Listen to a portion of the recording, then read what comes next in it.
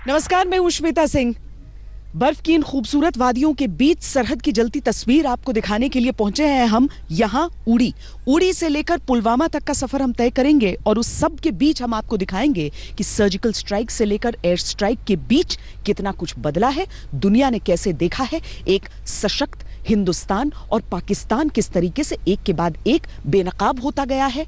लेकिन अब यहां से आगे क्या तस्वीर बदलेगी, बदल चुकी है? चलिए हमारे साथ करते हैं इसका आकलन। 2 साल का दायरा और 2 आतंकी हमले,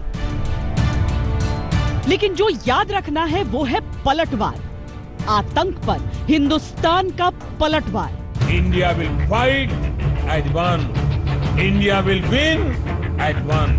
हमारा देश नई नीति और नई रीति के साथ अपनी क्षमताओं का विस्तार करने में जुटा है। मैं आतंकी संगठनों को और उनके सरपरस्तों को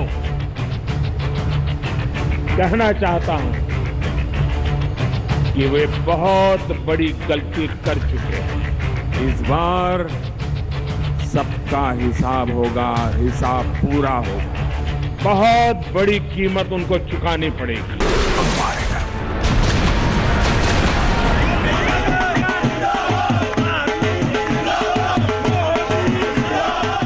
साथियों, आज का भारत नया भारत है, बदला हुआ भारत है।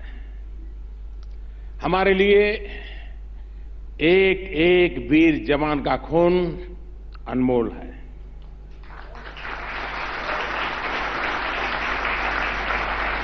आतंकवादी हमले का तिथि हम तय नहीं कर सकते। जब भी तिथि होगी उसका जवाब दिया जाएगा। मगर जो टेररिज्म फैलाने वाले, इनके दिल में खौफ तो खड़ा हुआ है और उनको ये मालूम पड़ा है कि एक जवाब आता है, एक तरफा नहीं होगा।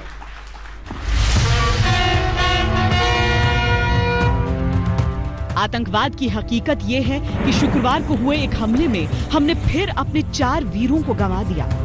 सीआरपीएफ के 2 जवान और जम्मू कश्मीर पुलिस के 2 जवान हंदवाड़ा एनकाउंटर में शहीद हो गए। तो शनिवार को भी शोपियां में सेना के एक कैंप पर आतंक का प्रहार हुआ।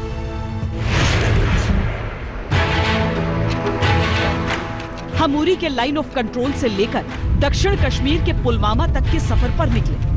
ग्राउंड पर कश्मीर के दर्द को समझने, सुरक्षा बलों की दृढ़ता को देखने और ये जानने कि आतंक के खिलाफ जो लड़ाई हिंदुस्तान ने छेड़ी है उसका असर क्या हो रहा है।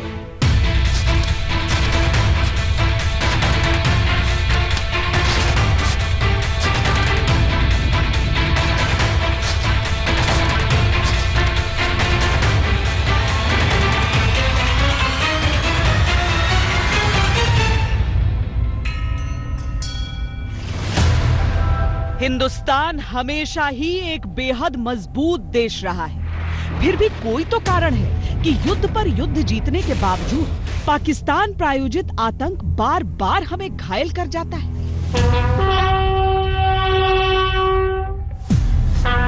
क्या कमी रही है, कहां कमी रही है?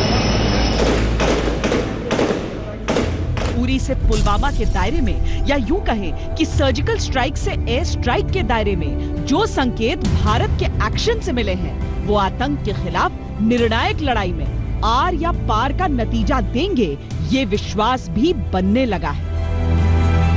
क्योंकि ये हिंदुस्तान की ही ताकत है कि विंग कमांडर अभिनंदन 56 घंटे में पाकिस्तान से लौट आए। ये हिंदुस्तानी हौसला है कि तकनीकी तौर पर कमतर MiG-21 ने पाकिस्तान के F-16 को मार गिराया। ये हिंदुस्तान का दबदबा है कि लाचार पाकिस्तान वीर अभिनंदन को सकुशल हिंदुस्तान तक पहुंचाने के लिए मजबूर हो गया।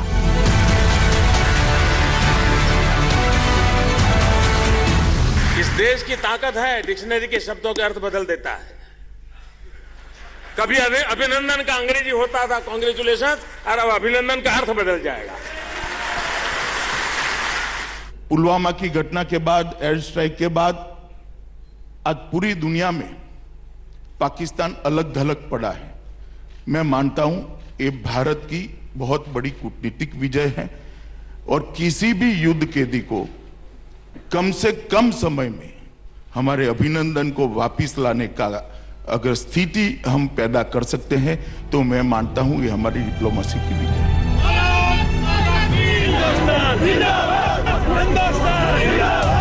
भारत की ताकत हमेशा जग जाहिर थी, लेकिन फिर भी बहुत कुछ है जो बदला। अव्वल तो ये कि बार बार छले जाने के बावजूद पाकिस्तान से बातचीत का एक न एक रास्ता खुला रहता था। अब इमरान खान लाख जुगत करके भी प्रधानमंत्री मोदी से फोन पर भी बात नहीं कर पा रहे, क्योंकि जब तक चरित्र आतंकी होगा वार्ता का मतलब ही नहीं। इमरान खान कहते हैं कि सबूत दीजिए, मैं बातचीत के लिए तैयार हूं। बीजेपी के अध्यक्ष के तौर पर ऐसे मौसम मैं इतना ही कहता हूं, सबूत की बात बाद में आती है। पुलवामा में जो हुआ उसकी निंदा तो एक बार पाकिस्तान के प्रधानमंत्री करें। दो शब्द बोलने के लिए नहीं है आपके पास कि घटना गलत हुई है। कैसे भरोसा करें आप? क्या बात करें? आप बोलेंगे और हम सुनते जाएंगे, हम मनसा नहीं देखेंगे आपकी। आज तक पाकिस्तान के प्रधानमंत्री ने एक घटना की निंदा नहीं की। क्या अपेक्षा कर सकता है देश उनसे? हो सकता है स्थिति उनके कंट्रोल में नहीं है, इनकी मजबूरी हम भी जानते हैं, मगर कम से कम लिप सर्विस ही कर देते। इतने बधे हुए हैं आप। पुलवामा में हम ठीक उसी जगह पर खड़े हैं जिस जगह पर 14 फरवरी को वो ये भयंकर आतंकवादी हमला हुआ था सीआरपीएफ के काफिले पर। उस हमले ने न सिर्फ हिंदुस्तान को भीतर तक झकझोर दिया था, बल्कि दुनिया के जो देश थे वो समझ रहे थे कि इस तरह के आतंकी हमले का अंजाम क्या होने वाला है। भारत ने सभी देशों से बातचीत की, उन्हें बताया, दिखाया, समझाया और उसके बाद अपना एक्शन लिया। उड़ी में आत्मघाती हमला हुआ। पूरी करोगे तो सर्जिकल स्ट्राइक मिलेगा।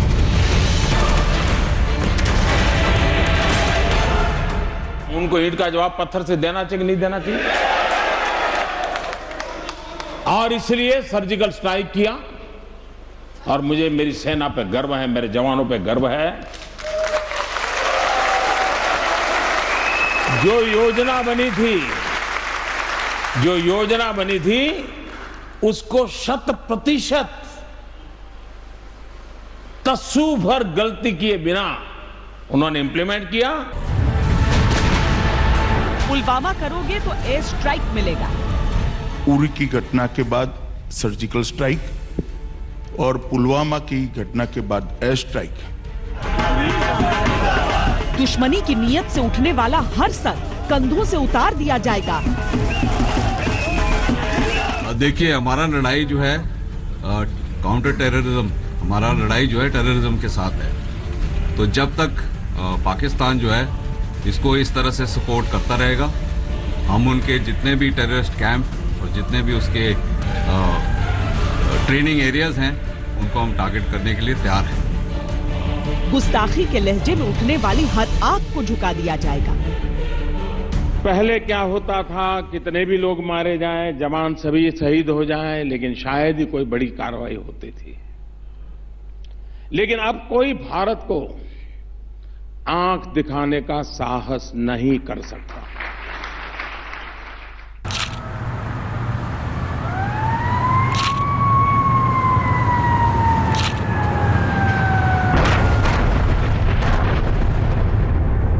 चौदह फरवरी की दोपहर एक धमाका हुआ। मां भारती के 40 से ज्यादा बेटे इसी सड़क से उस रास्ते पर निकल गए जहां से कोई वापस नहीं लौटा।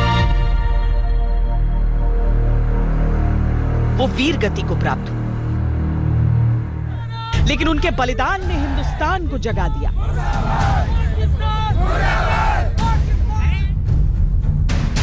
सौगंध मुझे इस मिट्टी की, मैं देश नहीं मिटने दूंगा। मैं देश नहीं रुकने दूंगा। मैं देश नहीं झुकने दूंगा। भारत ने अल्टीमेटम जैश को दिया था, घिघी पाकिस्तान की बंध गई। उसने डर के मारे बयानों का ऐसा अंबार लगा दिया कि दुनिया में उसकी खिल्ली उड़ने लगी। हिंदुस्तान जो वॉर फ्रेंजी क्रिएट कर रहा है, अगर आपका ख्याल है कि हम दबाव में आ जाएंगे, अगर आपका ख्याल है हम मरूब हो जाएंगे, तो यह ख्याल ज़हन से निकाल दे। ये कौम अब एक मुट्ठी की तरह इकट्ठी हो गई है। मैली आंख उठाकर देखने की जुर्रत न कर रहा। लेकिन उरी से पुलवामा के दायरे में हिंदुस्तान का एक अंदाज ऐसा रहा है जो बिल्कुल ताजा है। बात जब दुश्मन को सरप्राइज करने की होती है तो हर आकलन फेल हो जाता है। पाकिस्तान सर्जिकल स्ट्राइक का इंतजार करता रहा और हिंदुस्तान के वायुवीर रात के अंधेरे को चीरते हुए आतंक के अड्डों का सर्वनाश कराए। सर्जिकल स्ट्राइक के लिए तो हमारे जो कमांडोज गए थे वो दबे पांव गए थे, किसी को कानो कान खबर तक नहीं लगी थी। लेकिन जब एयर स्ट्राइक की बारी आई तो जम्मू कश्मीर में लाइन ऑफ कंट्रोल के आसपास जितने लोग रहते हैं, खासकर वो सारे लोग बताते हैं कि आसमान में रूह कपा देने वाली गड़गड़ाहट सबने सुनी। 21 मिनट के भीतर इससे अच्छा सबक पाकिस्तान नहीं सीख सकता था। 12 भारतीय फाइटर्स की बमबारी की मार ने पाकिस्तान को ऐसा झकझोर दिया कि उससे न स्वीकारते बना न नकारते बना। हिंदुस्तान ने बदले का वक्त, तारीख और जमीन खुद तय की। 1971 के बाद पहली बार इंडियन एयरफोर्स ने पाकिस्तान की सीमाओं में घुसकर पाकिस्तान की आसमानी सरहदों में हुंकार भरते हुए इतने बम बरसाए कि उसका आतंकी गुरूर धुआं-धुआं हो गया। पुलवामा अटैक में जिन जवानों ने वीरगति प्राप्त की, उनकी 13वीं से पहले हिंदुस्तानी एयरफोर्स के विमान पाकिस्तानी सेना के आतंकियों का अंतिम संस्कार करके लौट आए। हिंदुस्तान के दम पर किसी को कभी कोई संदेह नहीं रहा। लेकिन जो नया है वो ये कि अगर सामने वाला हद तोड़ेगा तो हम सरहद तोड़ेंगे।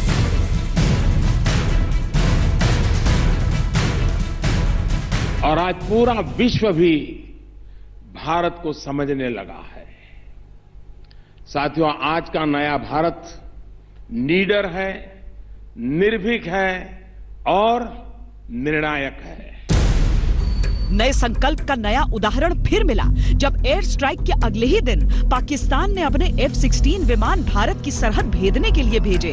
भारतीय वायुसेना इतनी चौकन्नी थी कि एक एक को वापस खदेड़ दिया। भागते पाकिस्तानी रास्ते में बम गिराते गए तो हमारे शूरवीर विंग कमांडर अभिनंदन उन्हें खत्म करने को उनके पीछे उड़े। ये दुर्भाग्य था कि अभिनंदन का जेट पाकिस्तान अधिकृत कश्मीर की जमीन पर गिरा और पाकिस्तान ने उन्हें बंदी बना लिया।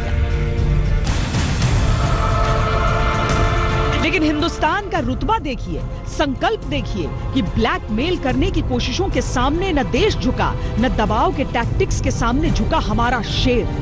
56 घंटे के अंदर पाकिस्तान ने जब विंग कमांडर अभिनंदन को आजाद किया तो ये उरी से पुलवामा के बीच हमारे देश की नई इच्छा शक्ति का नमूना बना।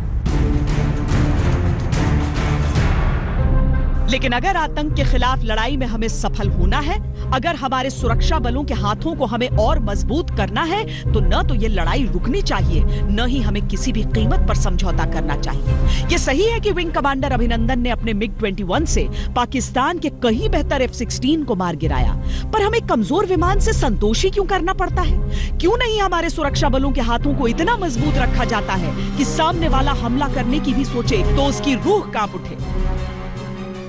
हिंदुस्तान अब पाकिस्तान का असली चरित्र पहचान चुका है। उम्मीद है ये आंखें तब तक खुली रहें जब तक आतंक का जड़ से नाश न हो जाए, क्योंकि उरी हमले के बाद सर्जिकल स्ट्राइक तो की गई, लेकिन आतंकी हमलों का सिलसिला थमा नहीं। उरी हमले के बाद नगरोटा आर्मी कैंप, अमरनाथ यात्रा और संजवा आर्मी कैंप समेत 12 आतंकी हमले हुए। रुक रहे हैं एक ब्रेक के लिए। ब्रेक के बाद आपको दिखाएंगे कि जिस इस्लामिक देशों के संगठन का संस्थापक सदस्य पाकिस्तान है, वहीं पर खड़े होकर कैसे विदेश मंत्री सुषमा स्वराज ने उसे लगाया एक करारा तमाचा। आप देखते रहिए आज तक। हमेशा ऐसा कहा जाता है कि जो हम सैन्य ताकत से हासिल करते हैं वो कूटनीति की मेज पर गंवा देते हैं। यहां जो आप हाजी पीर पास देख रहे हैं 19 किलोमीटर यहां से। दरअसल हाजी पीर पर जब भारत ने सैन्य दम से नियंत्रण हासिल किया था तो कूटनीति की मेज पर जाकर आस्था के नाम पर पाकिस्तान को उसे दे दिया गया था। सामरिक तौर पर बहुत महत्वपूर्ण है ये। अगर ये हिस्सा हिंदुस्तान के पास हमेशा से रहता तो वो सैन्य दिक्कतें न आती जो इस कठिन मुकाबले में आती हैं। यही उम्मीद सब लगाकर बैठे हैं कि भले ही उड़ी से लेकर पुलवामा तक के बदले लिए जा रहे हों, लेकिन कूटनीति की मेज पर अब उस बढ़त को नहीं गंवाना है जो हिंदुस्तान हासिल करते जाता है। हाँ, यह सच है कि 1965 में लाहौर तक हिंदुस्तान की सेनाएं वंदे मातरम कराई थी।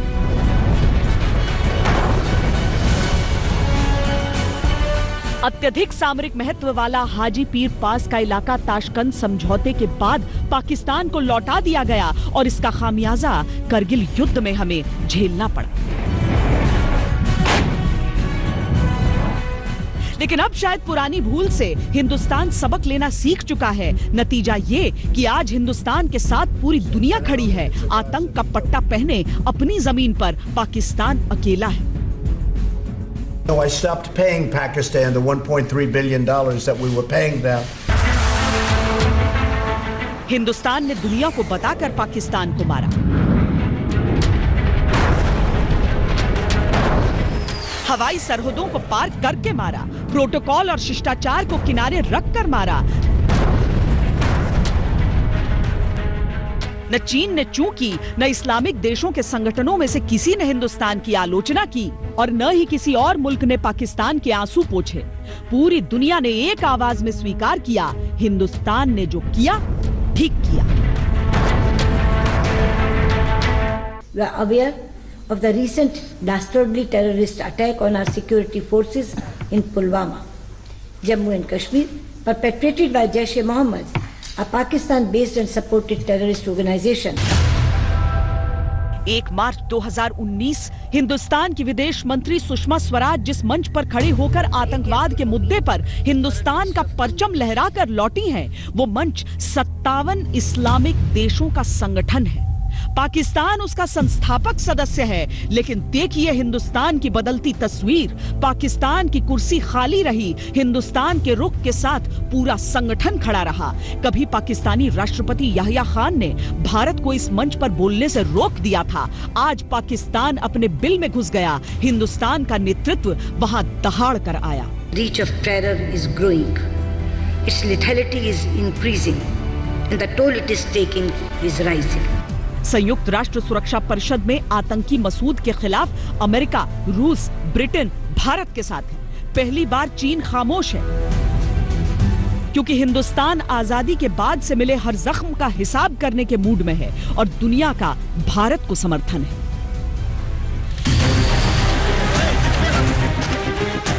उरी और पुलवामा के बाद हिंदुस्तान ने पाकिस्तान के कान पर पहले सर्जिकल स्ट्राइक और बाद में एयर स्ट्राइक का ऐसा तमाचा जड़ा कि पाकिस्तान को हिंदुस्तान की हुंकार स्पष्ट सुनाई देने लगी। वो हेकड़ी की भाषा भूलकर गिड़गिड़ाने के लिए मजबूर हो गया। इस वक्त बेटर सेंस शुड प्रिवेल। हमें बैठ के बातचीत से अपने मसले हल करने चाहिए। 26/11 के बाद भारत ने सबूत सौंपे थे, पाकिस्तान भूल गया। पठानकोट हमले के बाद हिंदुस्तान ने सबूत दिए थे। जांच के लिए पाकिस्तानी एजेंसियों को भारत में जांच का समय दिया गया। सबूतों के आधार पर पाकिस्तानी हुकूमतों को एक्शन लेने का मौका दिया गया। लेकिन फितरत में मक्कारी, खून में गद्दारी पाकिस्तान का चरित्र है। लिहाजा पुलवामा के बाद भी जब पाकिस्तान ने सबूत की रट लगाई तो हिंदुस्तान ने डॉजियर तो सौंपा, लेकिन पाकिस्तान को करारा जवाब देने के बाद। लाइन ऑफ कंट्रोल का इलाका कैसा होता है? देखिए, यहाँ जो नदी बह रही है उसके बीचों बीच आप देख सकते हैं लाइन ऑफ कंट्रोल की तारों को गुजरते हुए।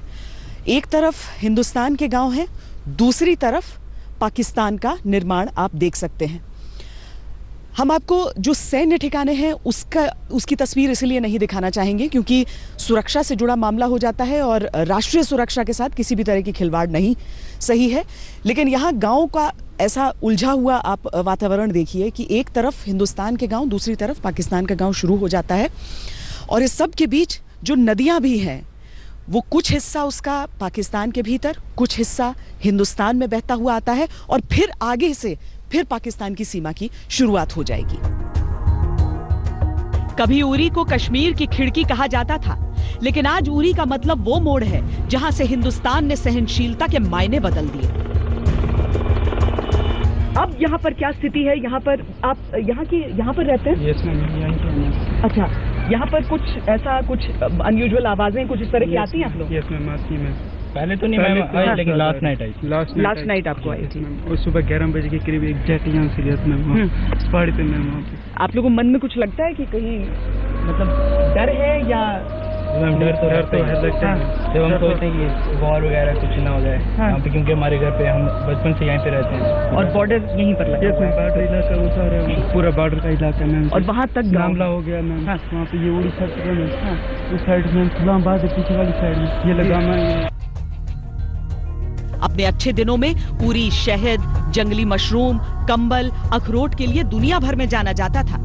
पाकिस्तान के रावलपिंडी शहर से उरी का सबसे मजबूत कारोबारी रिश्ता था, लेकिन आतंक में जब उरी आया तो पाकिस्तान के साथ कायम उसका हर संबंध भी खत्म हुआ।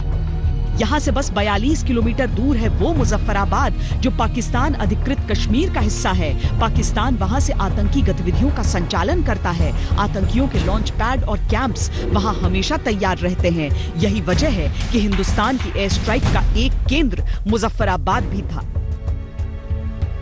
सीज फायर के बाद से भारत और पाकिस्तान के रिश्तों में उतार चढ़ाव रहा, लेकिन उरी जो सेक्टर है उसने सीज फायर वायलेशन न के बराबर ही देखा। बावजूद इसके कि एक शहर के तौर पर, एक इलाके के तौर पर ये पाकिस्तान से हर तरफ से घिरा हुआ है। आप जो चारों तरफ देख रहे हैं पहाड़ियां, कुछ बर्फ से ढकी हुई, कुछ बिना बर्फ की चादर के, इनमें से कुछ हिंदुस्तान में पड़ती हैं, कुछ पाकिस्तान में पड़ती हैं और इसी के बीच उलझे हुए हैं सारे गांव। लेकिन 2016 में जब यहीं पर आतंकी पहुंचे सेना के कैंप पर और एक कायराना हमला किया, उसके बाद उरी का मायने ही बदल गए। हम खड़े थे उरी में, जहां से झेलम नदी होकर जाती है। मौसम सर्द था, लेकिन राजनीतिक और सामरिक दृष्टि से उरी कितना गर्म है इसका एहसास भी हो रहा था। ऊपर से लग रहा था जैसे यहां सबको पता है कि कुछ हो रहा है, कुछ बदल रहा है। वैसे वो तारीख थी 18 सितंबर 2016, जब आतंक के खिलाफ लड़ाई का निर्णायक स्वरूप नजर आया था। उरी से लगी लाइन ऑफ कंट्रोल के पास भारतीय सेना का ब्रिगेड हेडक्वार्टर है। उस दिन सुबह होने को थी और अधिकतर जवान निहत्थे थे। उस रोज 4 आतंकवादी सेना के कैंप में घुसे, अंधाधुंध फायरिंग शुरू कर दी। सैन्य बलों ने तुरंत मोर्चा संभालते हुए चारों आतंकवादियों को मौत के घाट उतारा। लेकिन जब गोलीबारी का शोर थमा, तब पता चला देश ने अपने 18 जांबाज सिपाही खो दिए। पूरा देश इस हमले से स्तब्ध रह गया। बस यहीं से हिंदुस्तान का मिजाज और मौसम बदलता चला गया। उरी ने देश को असहनीय दर्द दिया था। देश ने तय किया कि जवानों का बलिदान व्यर्थ नहीं जाएगा। उरी का जिक्र इसीलिए और भी अहम हो जाता है कि यहाँ हुए हमले ने ही आतंक के खिलाफ लड़ाई की नई बुनियाद रखी। आतंकवादी घटनाओं पर सिर्फ दुख और निंदा जाहिर करने वाला देश जवाब देने के लिए तैयार हो रहा है। बस 12 दिन लगे हिंदुस्तान को और उसने अपने जवानों के बलिदान का बदला ले लिया। आतंकवाद पर हिंदुस्तान ने कड़ा प्रहार किया, सर्जिकल स्ट्राइक। जब हमारे सेना के बहादुर जवानों ने सर्जिकल स्ट्राइक किया, सीमा पार बड़ा हड़कंप मच गया। अभी भी उनका मामला ठिकाने नहीं लग रहा। पैरा के स्पेशल कमांडोज ने रात में पाकिस्तान के अंदर जाकर आतंकवादी ठिकानों को नेस्तनाबूद कर दिया। पाकिस्तान बिलबिला कर रह गया। इस सर्जिकल स्ट्राइक ने पाकिस्तान और पाकिस्तान में बैठे आतंक के सरपरस्तों के साथ पूरी दुनिया को यह संदेश दिया कि अब आतंकवाद के मुद्दे पर भारत किसी और से कार्रवाई की उम्मीद करके चुप नहीं बैठा रहेगा। अपने ऊपर किए गए हमले का बदला खुद लेगा। उरी का बदला आतंकवाद को लेकर जीरो टॉलरेंस वाले हिंदुस्तान की पहली तस्वीर थी और पाकिस्तान के आतंकवाद के लिए आखिरी चेतावनी। पहले उरी और अब पुलवामा, पहले सर्जिकल स्ट्राइक और अब एयर स्ट्राइक। पाकिस्तान ने दुनिया को दिखाने के लिए शांति के बड़े बड़े बोल बोले हैं, कार्रवाई वही नापाक रही। एक तरफ कथित गुडविल जेस्चर के तहत जब वो विंग कमांडर अभिनंदन को रिहा कर रहा था, तब दूसरी तरफ लाइन ऑफ कंट्रोल पर उसकी गोलाबारी जारी थी।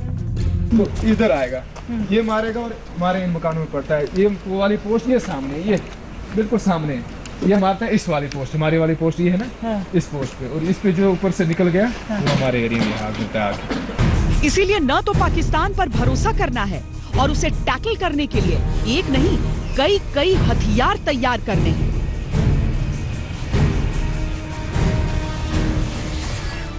लाइन ऑफ कंट्रोल के अलग अलग पोस्ट के बीच होते हुए ऐसे एक क्रिकेट मैच के जरिए भी हमें गुजरना पड़ा, जहां गोल मैदान तो नहीं, क्रिकेट के वो नियम भी नहीं कि 11-11 ही खिलाड़ी हों दोनों तरफ, लेकिन इस सब के बीच क्रिकेट किस तरीके से इन लोगों के लिए एक महत्वपूर्ण चीज हो जाती है, यहां पर लगातार शेलिंग की आवाजों के बीच जीने में, वो बहुत अहम है।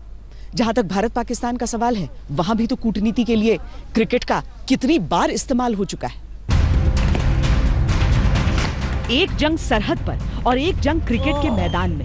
कुछ ऐसा रिश्ता पाकिस्तान के साथ हमेशा बना रहा। दुनिया के लिए ये मैच दो चिर प्रतिद्वंद्वी देशों के बीच होने वाला आक्रामक तमाशा है, लेकिन भारत पाकिस्तान को हर मोर्चे पर शिकस्त देने का मन बना चुका है। तो ये एक वर्ल्ड कप अगर हम नहीं खेलेंगे तो क्या हमारी जिंदगी रुक जाएगी? नहीं रुकेगी। पर अगर हमारे भाई ऐसे ही शहीद होते रहेंगे, ऐसे ही अटैक होते रहेंगे, तो फिर देश खुशहाल नहीं हो सकता, देश आगे नहीं बढ़ेगा। और कहीं ना कहीं अगर भारत में ऐसी जो चीजें होती रहेंगी तो फिर हम उनका तब साथ नहीं देंगे जब उनको जरूरत है। वो हमारे लिए रखवाली करते हैं ताकि हम चैन की नींद सो सकें। तो आज अगर उनके लिए हमको अपना ये छोटा सा एक क्रिकेट का टूर्नामेंट जो है, हम कहते हैं जी एक क्रिकेटर के लिए वर्ल्ड कप खेलना बहुत बड़ी बात होती है, सब कुछ है उसके लिए, बट क्या वो देश से आगे है? क्या वो देश से पहले चीज है? मुझे नहीं लगता है। अगर मैं वहां पे खेल रहा होता तो मैं ये श्योरली बोलता कि इस दौरान पहले ये मैटर, बड़े मैटर जो हैं वो सॉर्ट आउट होने चाहिए, फिर क्रिकेट की बात होनी चाहिए या फिर किसी और विषय के ऊपर बात होनी चाहिए। हालांकि विश्व कप के मैदान में भारत पाकिस्तान जब जब सामने आए तब तब हिंदुस्तान ने उसे धूल चटाई, लेकिन उरी और पुलवामा के बाद ये भी समझना होगा कि खेल देश से बड़ा नहीं, फैसला सरकार को लेना है। क्रिकेट होगा नहीं होगा यह अभी तय होना है, लेकिन हिंदुस्तान इतना तो तय कर चुका है कि अब पाकिस्तान का आतंकी खेल खत्म होगा। सर्जिकल स्ट्राइक और एयर स्ट्राइक के अलावा जितने भी विकल्प हो सकते हैं उन पर हिंदुस्तान आगे बढ़ चुका है। रहम और रिश्तों की रस्म अदायगी का दौर बीत चुका है। पाकिस्तान के छद्म युद्ध का जवाब भारत प्रत्यक्ष नीतियों से दे रहा है। पुलवामा हमले के बाद भारत ने अपने सारी उन रियायतों के बारे में पुनर्विचार शुरू किया जो पाकिस्तान को इतने सालों से दी जा रही थी। इनमें मोस्ट फेवर्ड नेशन का स्टेटस था, तो इसके साथ ही नदियों का वो पानी जो निर्विरोध धारा प्रवाह लगातार पाकिस्तान की ओर बह रहा था। भारत का जो इसमें से हिस्सा था उस पर अपना अधिकार छोड़कर भी उस पानी को पाकिस्तान की सीमा में प्रवेश करने दिया जा रहा था। इसे लेकर बहुत सीरियस चर्चाएं शुरू हुई और पाकिस्तान को यह कह दिया गया कि अगर वो अपनी हरकतों को नहीं सुधारेगा तो उसका पानी बंद भी हो सकता है। देखो, हमारे बीच में जब भारत और पाकिस्तान दो देश निर्माण हुए तब एक इंडस ट्रीटी हुई है और उसके अनुसार 3 नदियों का पानी पाकिस्तान को मिल रहा है, 3 नदियों का पानी हिंदुस्तान को मिल रहा है। हमारे नदियों का जो हमारे अधिकार का पानी वो पाकिस्तान में जा रहा था। अब उसको रोकने की हमने व्यवस्था की और जहाँ तक पंजाब और हरियाणा में विवाद होता है तो राजस्थान में पानी की कमी है, तो हम वो पानी पंजाब, हरियाणा, राजस्थान और दिल्ली यहाँ मिलेगा। सिंधु जल समझौते के तहत भारत और पाकिस्तान के बीच नदियों के पानी का बंटवारा हुआ, लेकिन भारत ने बड़प्पन दिखाते हुए पाकिस्तान को अतिरिक्त अपने हिस्से का पानी देना भी जारी रखा। लेकिन अब भारत सरकार ने फैसला किया है कि जो पानी हिंदुस्तान का है वो हिंदुस्तान में ही रहेगा। देश को फायदा तो होगा, सबसे ज्यादा कश्मीर क्षेत्र को, जहां केसर की क्यारियों में बारूद ज्यादा उगने लगा है। इस उम्मीद में कि एक दिन पाकिस्तान सुधर जाएगा, भारत ने पाकिस्तान को मोस्ट फेवर्ड नेशन का दर्जा दे रखा था। जिसकी वजह से पाकिस्तान को काफी कारोबारी रियायतें मिलती थी। हिंदुस्तान ने पाकिस्तान से वो स्टेटस अब छीन लिया। विदेश मंत्रालय जितने भी डिप्लोमेटिक स्टेप्स है कूटनीति से संबंध इसमें संभव, उनको अब आरंभ करेगा। जैसे वो कदम उठाए जाते हैं उसकी जानकारी आप लोगों को विदेश मंत्रालय समय समय पे देता रहेगा। जो मोस्ट फेवर्ड नेशन का दर्जा पाकिस्तान को दिया गया था, उसको वापस लेने का निर्णय आज सरकार ने किया है। कस्टम ड्यूटी 200% करके हिंदुस्तान ने पाकिस्तान पर कड़ाई की, जिसका असर पाकिस्तान के कालीन, अखरोट जैसे कारोबार पर पड़ना शुरू हो चुका है। पहले से ही आर्थिक संकट से जूझ रहे पाकिस्तान पर यह भारत का दोहरा आर्थिक अटैक है, जिससे पाकिस्तान की अर्थव्यवस्था की कमर टूटने लगी है। जम्मू कश्मीर की जो तंजीमें पाकिस्तान परस्ती का राग अलापती थी, उनकी नाक में नकेल कस दी है। सभी अलगाववादी नेताओं की सुरक्षा वापस हो चुकी है। संदिग्ध जमाते इस्लामी जैसे संगठन पर प्रतिबंध लगाकर उसकी संपत्ति जब्त करने का काम जारी है। Where the separatists and groups like Jamaat Islami, they threaten people from, using their right to franchise. काफी कुछ बदल रहा है घाटी में, काफी कुछ बदला जाना अभी बाकी है। पाकिस्तान की हर जड़ जो घाटी में दशकों से पेबस्त थी, उस पर भारत का निर्णायक प्रहार जारी है। रुक रहे हैं एक ब्रेक के लिए। ब्रेक के बाद दिखाएंगे कि पाकिस्तान भले ही नया पाकिस्तान का नारा दे, लेकिन उसे नया पाकिस्तान बनाने की जिम्मेदारी हमारी है। देखते रहिए आज तक। बस यहाँ से कुछ ही दूरी पर वो कांटेदार तार शुरू होते हैं जो लाइन ऑफ कंट्रोल कहलाता है।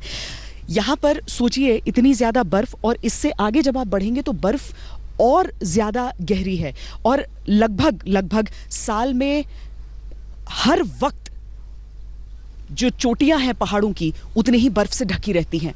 उस सब के बीच हमारे सैनिक तैनात रहते हैं। एक माइक को पकड़ते हुए, ग्लव्स पहने हुए भी ठंड लगती है, लेकिन हमेशा बंदूक के उस लोहे पर उनका हाथ रहता है।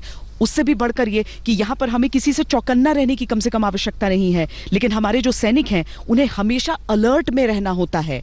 वो पर्यटन के लिए यहाँ पर नहीं आते हैं, बल्कि यहाँ पर तैनात रहते हैं। सामने पाकिस्तान रहता है, न जाने कब वो किस तरह का धोखा, किस तरह का छल कर दे।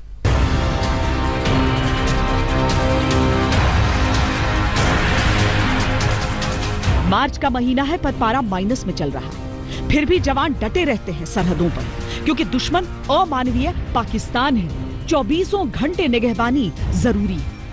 उरी से पुलवामा तक के सफर में हमने ये भी महसूस किया कि पहले भी पाकिस्तान की तरफ से जारी रहने वाले हमलों से एलओसी के पास रहने वाले लोगों की जिंदगी में अनिश्चितता रहती थी, लेकिन पुलवामा अटैक के बाद जिस तरह भारत ने आर पार की लड़ाई छेड़ी है, उससे हालात बदले हैं। स्थानीय लोग हर समय चौकन्ना रहते हैं। जम्मू कश्मीर को आतंकवाद लगातार छलनी करता रहा है।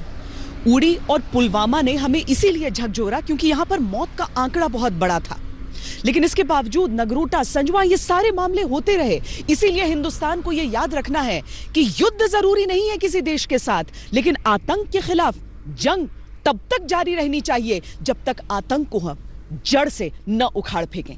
कैमरा पर्सन योगेंद्र सिंह के साथ मुझे दीजिए इजाजत। देश और दुनिया की बाकी खबरों के लिए आप देखते रहिए आज तक। लेटेस्ट खबरों के लिए यूं ही देखते रहिए आज तक, और इस वीडियो के पसंद आने पर लाइक, शेयर एंड सब्सक्राइब करना ना भूलें।